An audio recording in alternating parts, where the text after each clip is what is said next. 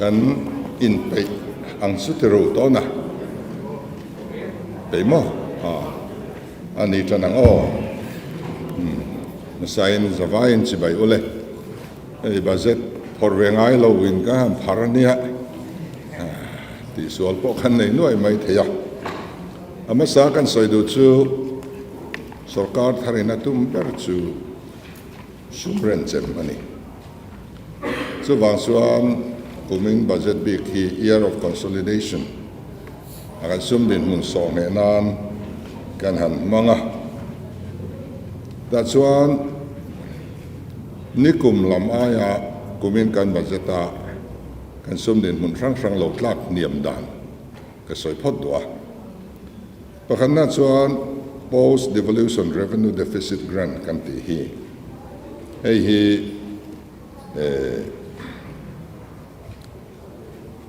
alo tla niam ta viava hei hi finance commissioning kum tin tla niam tur atiania na kina phei chuan om to lo tu ti bo tur ania chu wang chuan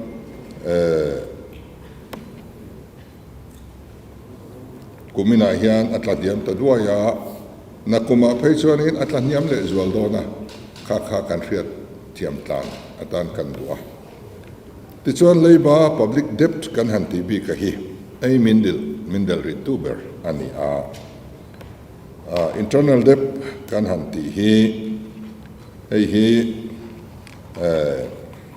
nikum ai chuanin kan ti tlan niam fe dawng ta ti chuan loans and advances anti ei block loan kan han lak thin external aided project kan han ti te po in sum tiang kan ti ti chuanin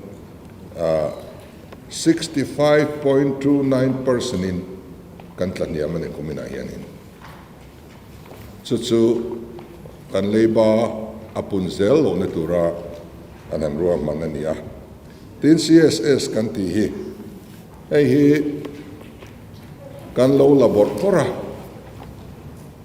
athen chu matching se 10% tenia aya tam tenia a project om thaya piang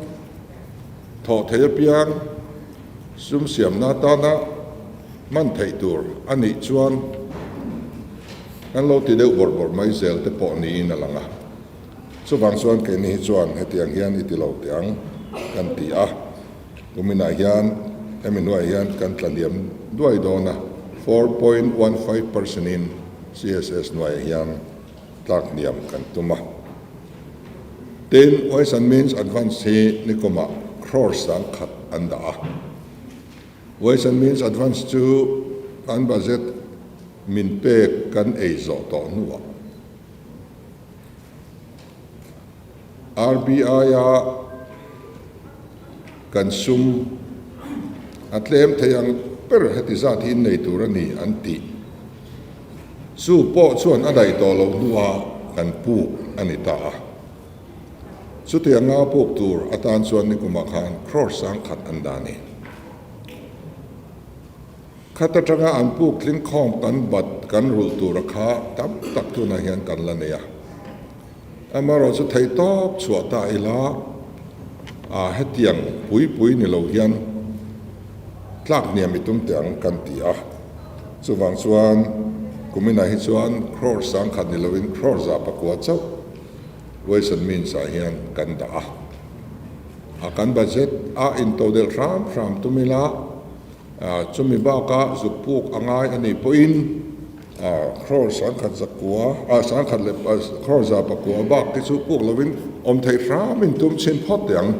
kan ti ti chuan kha khan ati niam ta duai ani ti chuan hetianga kan sum hu tur kan han ti niam na chan hi CSS kan han ti reng hian thale thalo ong ta ka sayang khan project ka chu thu dang asum involve kha kan tum ve ngai tam chi kha chu war lo kan duani za som thum pe ve ngai ang chi ta kha kan afford lo dikta chuan za som kan tum ve po hi pek thailo tak ui om tak en liam kan nei reng ni khamenia wang khan central sector scheme an tia central sector scheme chu 100% funding ani tani khatiang lampang erok su iwarang kan tum ve ngai lo kan tho ve ngai lo a thlona kan mu theyang chi hi chu hei erok su nasatakin ti tumilang kan tia ten kan state sumron ei kherlo kan state allocation ron khoi buai lo project ki ingai to tiang kan tia hei antinan project siam thea pui chu antame me miron dor sup sup ani kha an project kha kan ram ta na thatak tak te po ani ani amaro chu kha lo ti zel taila heta kan state allocation ka ai hek zel si chuan omzia kha nei lova amaro chu kan state allocation pon lama project trustee ti thei an lo omania asum te po central lama an deal chuak thei ani chuan chui ro chui welcome kan tia he ta css kan tladiam kan ti rual khan kan sum e hek lo kan sum sen ngai lova project thatak tak kan ram chung aron ti thei tur hi kan hu treu donin kan in ria kan van nei na ni chu chu kan sarkar tir tang kha min dor sup maya ei kai po chief guest a hen voi thumot ka tang to ni khatianga khan Chamber of Commerce and Industries Kolkata chief guest a min soma ka kal to a Manilo Khan IIT Guwahati chief guest in ka kal le Tin PhD Chamber of Commerce and Industry and Guwahati bok ka kal le khata khan project thade de mai abikin kan thalai te kan entrepreneur te na an mamo tur ron ti the pui kha an tam khop maya ama ro chu kan thlit film je langa ya tin thale a khianin Delhi chief guest turin miron som le chu mi de chu EPR implementation and the post recycle market ania investment thade de nei tur chi bok khan ni le ta arem chan chuan kalilang te kan tia kan soina om zia chu khang opening kha pathian bal som na ka timaya kan dong mo mani chu bai ne lawa india ram chung mai ne lawa foreign atang po hian in investment min ti sak thei tur in hong an oma en kan sap jar ku te po ambassador engama te chuan min ron man puin chak em ma ro chu azonga zain kan som chuang lova tiang chuan in le lama alandanin CSS atanga sumlak lu kan tum hitla niam angin langma sela khami nilo kan ram sum sen nga hau lo hian kan ram ta na project poimo min non ti sak thei to ri kan hotel donin kan in ria chu kan lom na ni ti chuan khatiang kan han ti niam ta ka chuan in a result thade lo lang ta chu fiscal deficit atlaniam ta ni fiscal deficit hi GSDP atanga te 3% ay sang lo turat yani ka sarkar ma sa khan ati lei thei lovani kha an target ay sang li kha fiscal deficit hi an nei charchara sang ni samni pathum samni pali sarkar ma sa fiscal deficit kha 4.73% ani so kai ni chuan 2.84 tuna hian in nu niam kan tumani sum in dailong na khati em sang finance commission point heram ri hi chu pelu te su anti ngoi kha kai ni chuan akum khan na tang hian pel lo kan tuma a target noya kan in da sa ani chu kan dang lam na em ani adang le chuan leiba outstanding debt kan han ti hi athanem khop maya chu kai ni hi chuan in tlang niam kan tuma sarkar masa hunlai outstanding debt an nei hi 37.84% ani 37.84% kan ti chu GSDP atanga chu zel ani hang zong ni chu ta tang chuan kai ni chu 29.22 tlang niam kan tumen tu na hian kan leiba hi kan ti diam le dong ti na ni kum khapna tang hian chút thì chúng xuân in là rule belt tôi rồi chú cần là ngay em thấu tì khá cái này thấu ilangin tôi nói hiện pension benefit kan han ti re not po hi across atel sarkar hian min hut sia kan la pe thei lo ani tiang kha ania wangin ti ngai na aum lo ba eng po ni se ai ran thayang peren kal ilangin in tlaniam deuh duai tiang kan lei ba hi in ti tlem deuh tiang kan han ti ani kum khan na tang hian a kum khan na hi tiang kan a chip thei chuan a kum ni na chuan kan si om chho viau to tura kan in nga ya tin kum na hianin kan lon lo puk to ru nge ngai kumin chunga ru nge ngai a interest ne na kan ru nge ngai hi crore sang kha sum kwale panga point panga pasari kan nei bokani chu iru lo mai anga ti thai mia lo kan ru nge ngai nia kan budget pass tour atanga crore sang chuang kumin chunga sarkar masalei bat kan ru ngai tur hetisat anom ringot po hi awi om kan ti khop maya ti lo thei ani si lo ani chu ti chung chuan khati khopa kan in frek chung khan le lama chuan mason na eng mo kan nei do na kan growth rate hi kan economy than na kan growth rate hi tuna omlai hi 10.55% ania ei hi 11.03 up than chho kan tumani kan sum lak lu te atrulo a heksak chi kan ti tlema kan leiba lo omsa khati sa ta ti tlem kan tum chung khan kan mason na hi ti top lo kan tuma thanzel kan tuma chuwang chuan te na tangin 11 up kai chho kan tum ani ten kan CSDP hi vai bel sa zariat somruk le pariat point pariat pathumati pun kan in be sei bok ti chuan kan state on revenue kan ti ke ma ni chunga sum kan de chual ve hi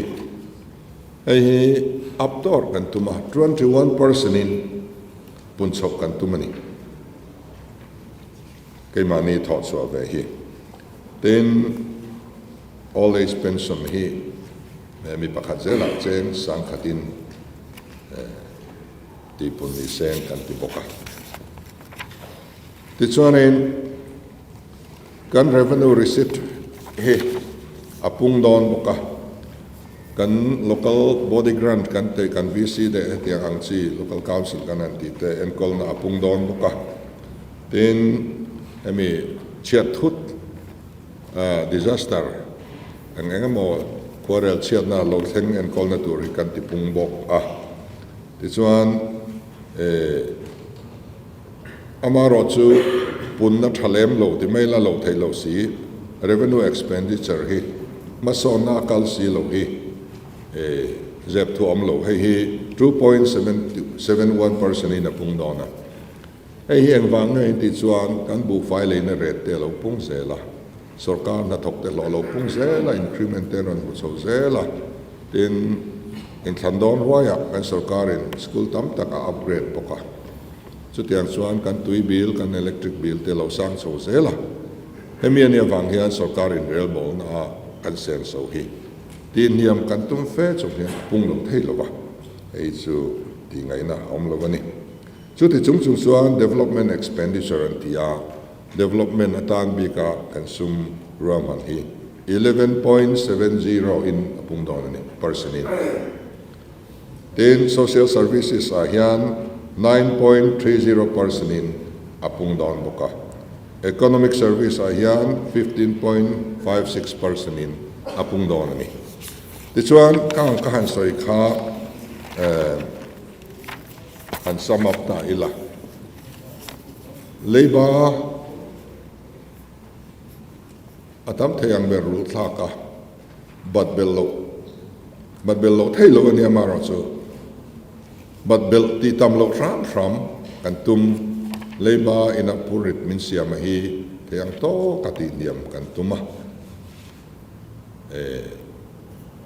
chu tiang awang chuan tun malama sum kan lo mu na na thin pa ngai ang te pawh kha heta tang hian hei ome ila leang tingot lovin ngun thuk taka ngai tuin a heng zong nakina SMS pek tur poi kan nei le lai thei tak tak don lo iti lo mai ang han tiang chi kha kan nei ta thua ti chuanin kan lei ba te kan ti tlema ti chuan ways and means kan sum kan man zo vek ton wa puk ngai thin te pawh ti bo chu kan ti bo thei don lo ma se na sa takin kan ti niama chu ti chung chuan kan development sum le mi pui kan en kol na tur atam ber hi chu apung vek tho ani chu tiang tir chuanin hey finance department na kan mi thiam te nen thei to pin kan sarkar tir atang khanin ma kan han la chat sera hetiang budget hi kan Mizoram hian ala om ngai om lo o thei to pa money in fret chunga development atana poisa apung zonga da thei thosia kal hi thil har tak ania chu chu tuna hian kan han chop chuak ta tiang kan ti thei kan lom khop maya kan thop tu department lama kan thop pui official te chunga po lom thu kan soi du ani ole kan advisor hian soi bel do nem o ne than lo mo ku chang soi du nem ni lo mo zawhna te in nem le du la ha soi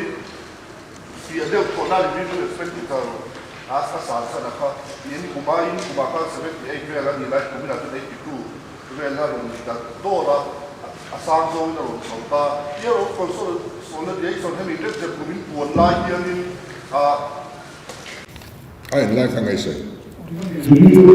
revenue expenditure ma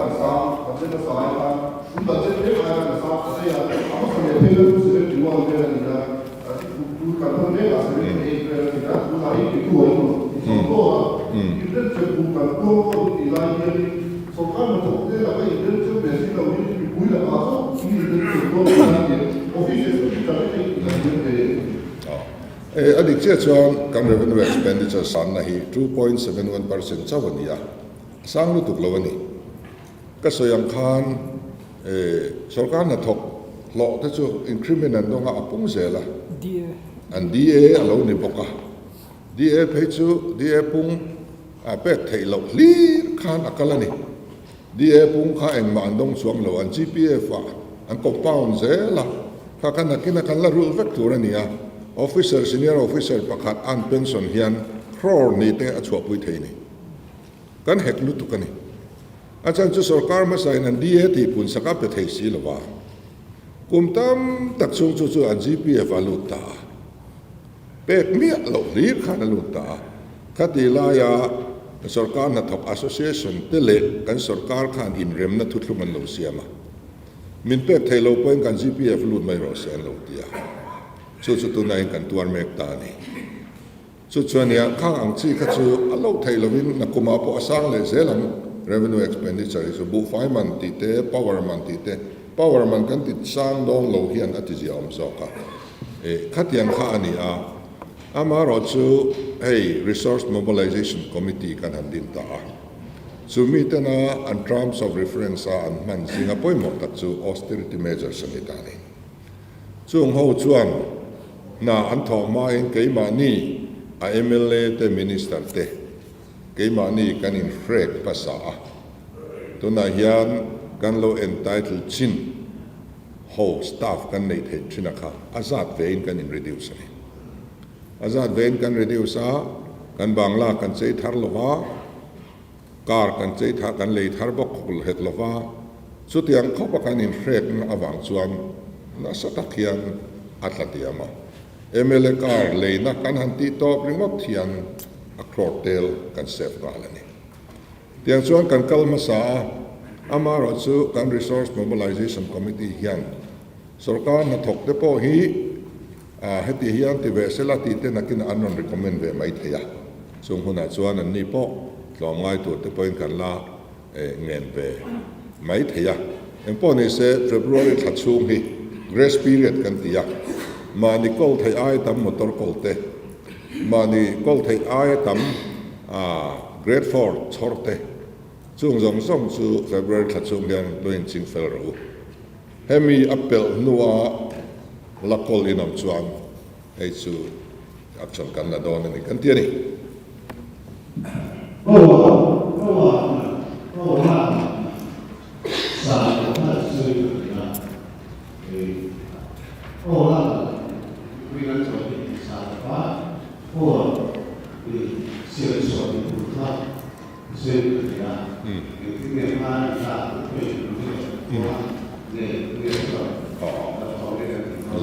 tu này hian hydel project te solar project te ron ti chak hian tama ke ring hot po hi min ron don hem khop to mai chu chuanin i project pakhat hi chu kum li chung chuan kan zo hanang an tia tin kan ser lui project po khu kan augment the ni khumi khu aeng ma awm sa ring chung kwan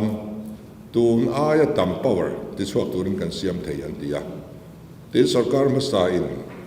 hydel project pariat pakwalai abandoned lam chia khoi zui to lo ania heng te poi kan revive thei ni an tia ti chuan asum lam hi kan tia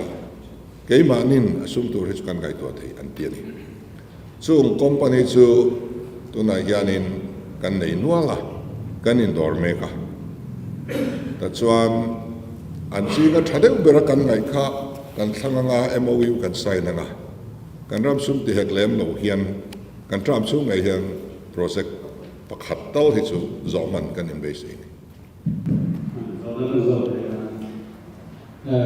for the final solution kan kan cha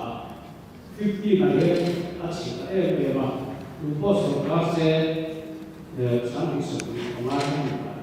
itu kan ni achi ko di sei ma ni tu ka ni di ka ko na ya ding ina kan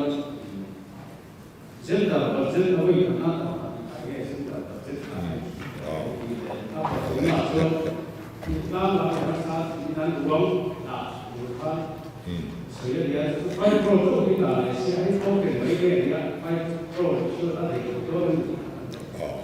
Nia 5 crore kan ba hota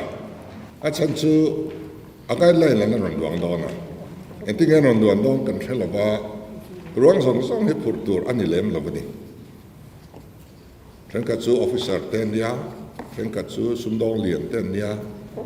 khang ruang song song phur kha sarkar hianin ammo ani lo adik che chuan mizo dana chuan chung khat lai na kanin pundia dia ta kanin tuam lom mai thinani amar chu kholo ria MLA te tum tura ngai alo ni tat riawa dikta chuan MLA te po hian abain kan tum lo kan bial chunga ko sakhar sa te pui ngai zual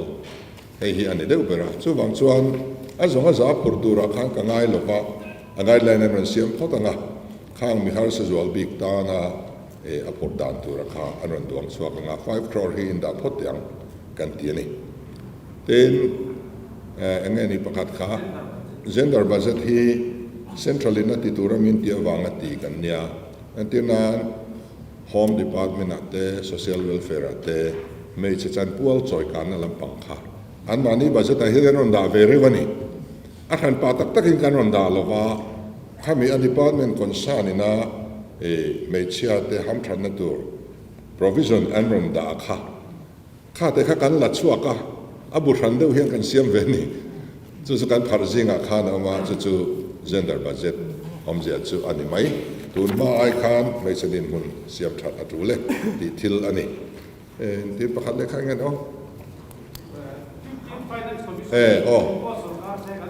15 finance commission hian ati tura ti zo vek to atram chunga central sarkar ta tur le state sarkar ta tur apec chu azo vek to chetur chuang om lo chetur chuang om tak tak lo to na tlem ro chuan adang lam ve thi atlang pui thuin adang lam hian atam lamin adang lam jok fo ani chu ta chuan thil chiang sa chu e tlem tur shrim chu post devolution revenue deficit grant kan tia deficit grant kan ti maya khami min pek thena kha ti tlem tual ani dona na kuma pe chuan tlem le zual don ka ti kha om sa ve kan e kum nga chunga tlem dan tur kha an recommendation an thelo rual khang kan hreveka ka zu tu po sarkar se la lo thelo ani atlem don shrim amar ho chu an tram aral to a itimeng aral meka F15 FC so 16 tuna hian ading meka so 16 chuan kunga dang lo om le tur tan min bo sai sak dona so ro chu kan soi phak ri lova thei to pin 16 finance commissioner hian kan har sam na tis kan thenanga min lo fiat thiam ngai entin an thil criteria then khat vai ramatan applicable kan rama suan ti thei mi alo awmani kan ZMC yang te dam lo hati sa din nei tur nen ti ani recognize ni tur chuan adam po kan tlema adam lo po kan tlema kan phak thei lo re reng kha kha so wang chuan mania kota health minister hena po in criteria he min relax sakru Mizoram ang communication har san na mishing claim na hei kan phathelo kan tia chuwang chuan an tia crore zatum vel bor kha min pek bel antuma ZMC an kol na tur khan tiang chuan in mi hriat thiam na thui tak an nei thowa chuwang chuan atlem tial don tingot kha 16 finance commission ina an recommendation an thelu ma chuan kan comment thelo ni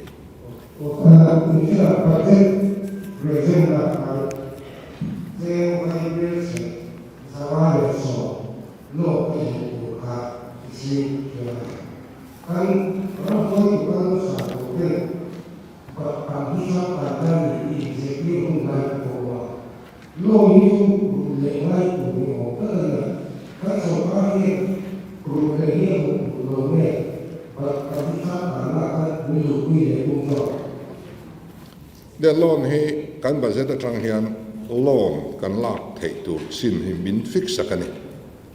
open market borrowing financial institution sang atanga kan lak thei tur sa thi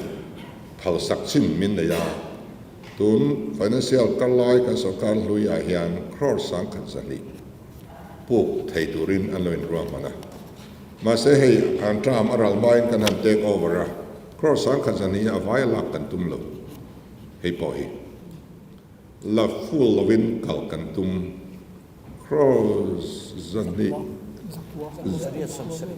zariat samsari borvel mo chu an lo la kan ne tichuan kan sarkar nu hian voi ni kan la ve to a January a cross samriat kan la a February a samriat kan la a tu nain samriat pakhat la ka bak kan la nei chu kan budget chu nga lo in bill sa khania he kan budget thara po he kan la le tho do na ni amaro chu khami min phal sak chin pia lam ka dai lo kha kan tum thung ta ne ka ni chuan khami tel lo khan ke mani on revenue chu eng ma thamani lo wangin puk phal sat chin khamin nei ta a chu ton kung kalai ai hi chuan kan puk kan ti tlem roi lo na ne ka ni chuan các tập thể các thể các công việc như quy hoạch thì muốn tham gia thì alo viên phải hiện các kết quả của thì các ông thấy thì luôn như là luôn dùng thì của ông là gì tua các thể là thay đến cái cụ thì là đây khi mà nó công việc thì là muốn bắt sẽ phải là thao tạo được những cái thì là các vị lãnh đạo cái sự thảo của các những cái gì đó thì là han hol de gahen zani kan da ama kan lo da sa za so ma boka za thum so ma tling don ni ka ka chu enga han holding khan ya chu han holding kan ti kha zani kan da thara za le som nei sa kan ne ya chu ne chon financial year thara chon ain bel bom don za thum so ti na ni chu chuania a poisa kha chu kan nei reng kan da renga amaro chu le anai tak lo wangin so thing te ka tiang kha kan red aya thain mi malin le thei tu an lo nuwa an thal zo veka kan seng talova mun phia chia hian kan red anga le tu kan mu zo lova ka le theyang in red ang hian ti tu kan muwa chu kan han ring ve boka alo le thei le tak si lo kan buai ta min ti buai ne hian chu apek tur poisa chu kan nei renga han pedoni langin aloin khal mol to chin chi aum si lo ka ten society an lo din vek lowa adin omma selangin chu wang chuan in pe te ang po tingot do ne la am ko tom to lova cheng chu ti zan man a quintal chu ti zan ka khalan tianga an du khalan khuwa to mai do na chu wang chuan in komin chung hi chuan sarkar ma sahun lama inom ang khan lo om le ri lok ro kan tia ni mun phia ching ho kha chu na kuma tang chuan a fel vek to ang hei kan in zirnan kan mang do na mi pakhat ringot farm pakhat ringot chuan alo ti seng ho lo a area a then angai ti te po kan hu chuaka tu nai chuan poisa kan nei lo wanga lei thei lo kan ni lo ma seng kan tho pui pain atile thei si lo ka ti chuan ole in shal na ang khan lo shal la abak chu kanon pek belang chu han tingot do ni la record amu mal box si lo kan che man lo ni be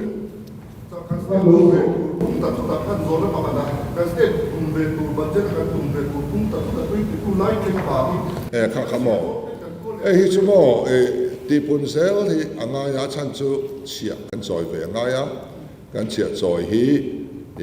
nakina mi pui poin chia kan choi ti san zel hi kan ngai thiam tual tura kan ngaya anei tu kan ni na ni a hei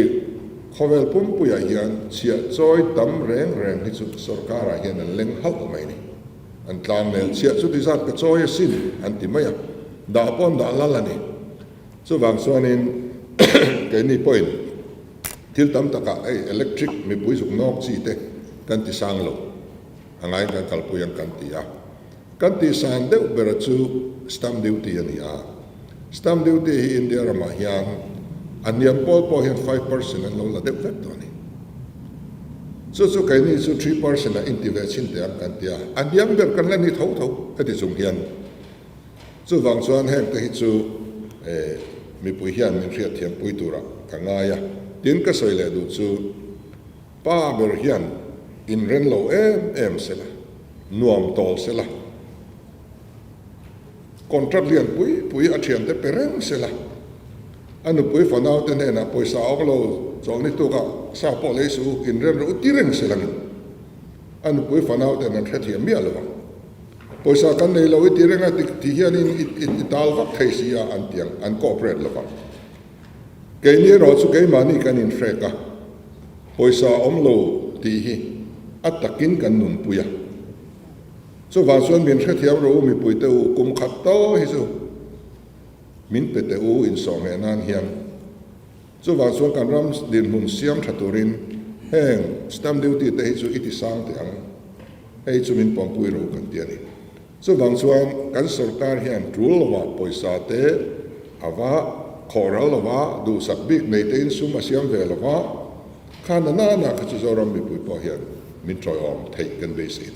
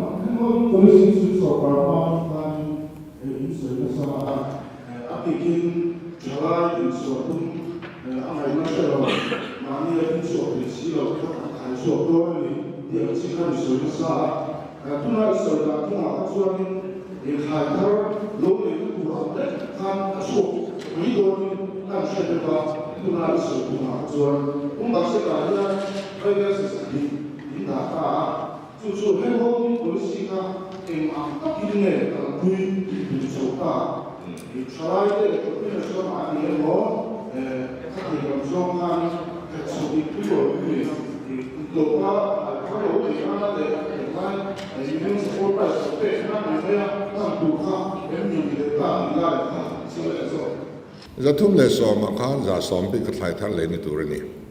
chu po chu alo tharanga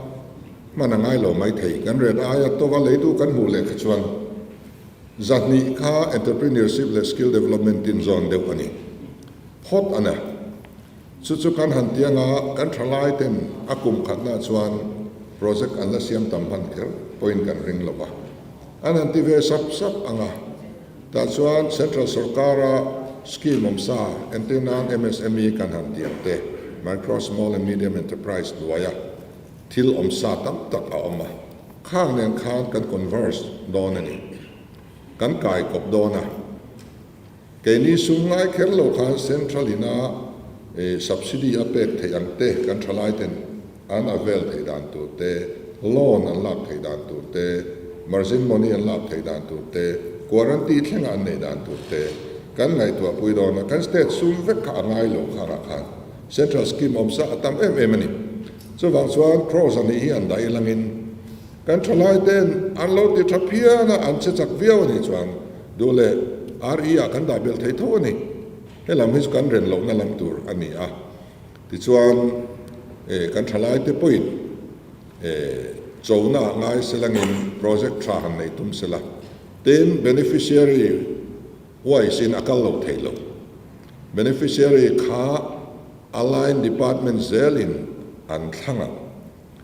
align department zelin an thanga ZPM unit in a thang ve don lo ZPM VC te ZPM group te ZPM block te an thang ve don lo Congress kun lai le MNF kun lai zong song a party an thang vek in fiani NLUP SEDP project an nei that lo por hello re kan mi ZPM te ngai por lu roi dong vengan ti an lu chuan an donga kan public meeting an local le chuan an pai le mai ni kha mai kha ni so wang chuan ke ni chu kan enroll don lo align department ten and project and trade nun takin an thiranga a trade a kha a sustainable adon le ama amiring kapui tlakani a loting don kami criteria pani kha fulfill chuan anon recommend miti tlak lo top te anon recommend phei chuan line department a thang tu te khamo kan phurtir don ani chumi te chu kan en kolang kan supervise chui don ani ti khan kan sesol chu don lo kan supervise venga ti chuan an lo thlin na om chuan video in kan cover anga kan ti laranga thalai ten in elna thiang hlim an nei theina turin sem hi lo ni lo thorim hi chang kan na lo ni lo thlin na ni ti kha khia tiu kan do ni chu amar chu a beneficiary ka chu mi mal an ni theya self help group po an ni theya society po an ni thei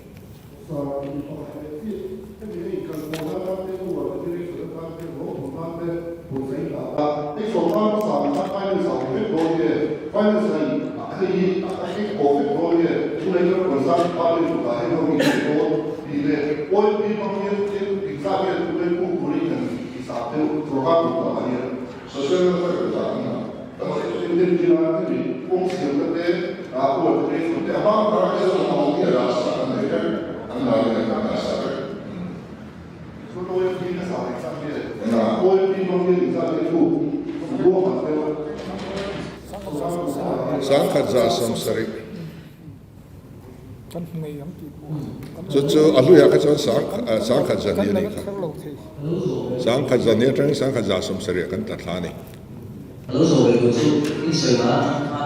wi ho ri so ma che chu ho ro na la ma lo chu so da su bo wa che lu chu ka ko ka ko ma ha ti la la chen tie tu la chi ha o ti la ya na so ni ba chuan budget la hi balan budget kha ani mai ni du la nan budget ni sa plus ni anu mai lo the lawa balance budget selling kan kal lo the lawa amaro chu kan on source kan on revenue hi to na kan da ai pa apum thei ka be se ke chuan kami mal tak chuan a chan chu oil exploration a hian kan sarkar hian alongai sak mia alowa ti chuan to na oil exploration ti mek Reliance company hian eng ma ti lavin an lo chol sanani oil an muai mo lo mo exploration an kalpui ringot hian license fee a crore tel kan dong ni dik che chuan geology and mining hi department te berle no pamber polania a contribution ero sang lo to kani chu ui kan tia mania del hi ka kalkhan an director general ka kowa chuan Mizoram awasa alo kala chim lam zong song Reliance Company na an chanahi Reliance Company kan selanga athar tur arak thayang beren min zon mu sakro khatia tunai hian na an thok meka ti chuan chu lawa chuan meidum lama khuan akhur pani be se yom te mai kan la nei boka helai Central Mizoram changtu hian engma Oil India ho hian an lo ti lawa tunai hian Oil India an ho tu te ka ko me ka minun hudon ni ka soi puyanga ti chuan khuta an Director General ne na bo ka hril to a emite hin naron thok ro second tia an tramala zo si lawa ti khan tho an ma nei lawa license fee le khatiang kha kan san ring maya chutiam chuan in oil hi an lo explore phei chuan hei a gas pipeline lo thleng dona a gas pipeline lo lut tur po hi Tripura tang local tur ania sarkar ma se ne ta ma ti lo along ai sak reng lova keinin kan han ngai sak thara ai zola hian gas cylinder put luk hiti to pat kan tumani tui anga manin chu kan her hon theina turin eng te poi kan bo zuya ti chuan kan ram chuanga gas alo om ve ni chuan khame grid a khan an va pipe in an va thun som mai don ni chung te po chu kan ti chho thei chuan kha bania rabung kwa si video khain bu karinga ti hian lai tarin zu khala al pum mai ni kha gas a om ti hi che me me ni kan rama yan chung te ne na kan tran chho chuan kan revenue kan lak theina tur mi pui phurit chi lo wa hi tuna kan budget kan da ai hian ka be se dan ta kha chuan ai tam kan ko be se lo thei lo ni mo ari ni tuk do na mo zona pakhat nge pahni kan han lak le sa mango lo thei lo ko president le so ta son pakhat pharom pahni khati rat kan du tok dong de una do ku de lam pa hoi lo chi ko ra ta không giờ thì tao về không chịu áp lực của ta policy cái này thì stamp paper thì các vị cần phải là cho chúng ta sẽ cần phải chú ý về lô ta của thế này thì cái việc làm cái sự sáng tạo của chúng tôi là sẽ có những cái đủ sẽ không gì cả người của nó thì cũng năng hàng cái này khả năng stamp duty các vị sao thì có phải là nhưng mà làm cái này là khi có ta stamp paper saoด้วยคันสีมันเลยที่นั่น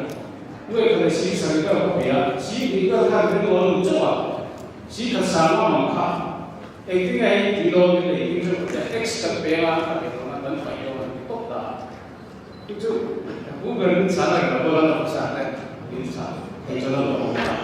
เอาตัวนั้นไปอยู่ในที่ที่ของเขาจะรู้อีกเป๊กส่วนนั้นที่ไม่เราทำให้เขาเรียนเป๊กอยู่อย่างสุดท้ายเราดูว่าคนจุดเดียวว่าpapel yang ini ada papel. Dan itu serta semua usia, ini usia ni ya. Kalau apa yang anak saya orang boleh kan saya orang. Ukil sekian itu kita jual.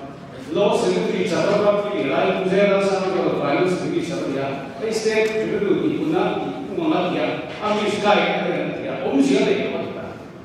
Itu hai kalau papel, asam papel kalau sudah ya lah saya lagi tentu bersuara. 注重注意的咩呀？apa lo thol lagi kan revenue ini contoh kok kapila ini di mana lo proses kita kasih ini dua asal ini di undang kan anci ho kan itu ya step on resources step on dengan revenue anu kita urban poor ka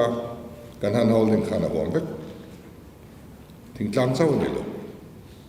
tu na khapui chunga photography ya te videography ya te film industry te pe kok siam te pon yanga ka mobile che siam te pon yanga hoteling te pon yanga hotel industry te pon po urban poor zong ka poor kherlo po ahom vek kan han holding policy khan ka kan soi pia dua ten stamp duty sarkar revenue alut kim lo te ka su corruption ni maya ai ruan ni maya khatiang kha in riat phot chuan minon thil ula mania khan mi puina complain anon thelu na tur kan hon to kha kata tang khan khang ka chone alai te khan soi fia dui nem pu chang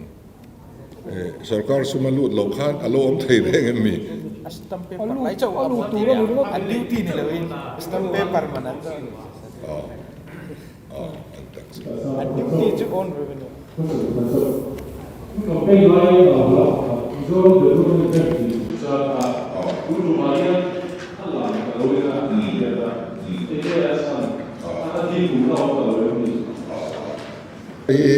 เนี่ยการ policy ส่งค่ากุมขันหน้ากันที่เสียงดอนหรือเปล่า100 days program แต่กันเนี่ย 1 year program กันพารานิตัวนั้นเองอามาเราจะ development bank ที่อาเทลวันเดียวมิเช่นกันเองอาลูไทยเดมิกmiahตัวนั้นยังจิตก็อายัง managing director ต่างมิโซซิงา bank service senior เบิร์กันจัลุตันนี่จุดตัวนั้น MD กันมังเมกาso ya di chat chawa kan ben kan state bank anga la function tir thei dan kong lojong te u kan ti meka ten man ni khanin niti aayog ka an co chairman niti mayang prime minister chairman ania awm lo chuan member secretary khu paul khu chair thina sunen chuan rei deuh kan soya min hu put puilo development bank din hi finance minister ka soi puile min hu put puilo amaro chu kum khata hi chuan kan kum khat program hi chuan kan la tel lem lo hi chu sumdin hun kan in song le phot nuwa kan ti sau turania mar chu kan tram sum hian zit ko so kan modify kan mang ang ne a ran pai development bank ran tak tak kan hongang te roi chu kan sumdin hun na sirin kan la enang kan lo me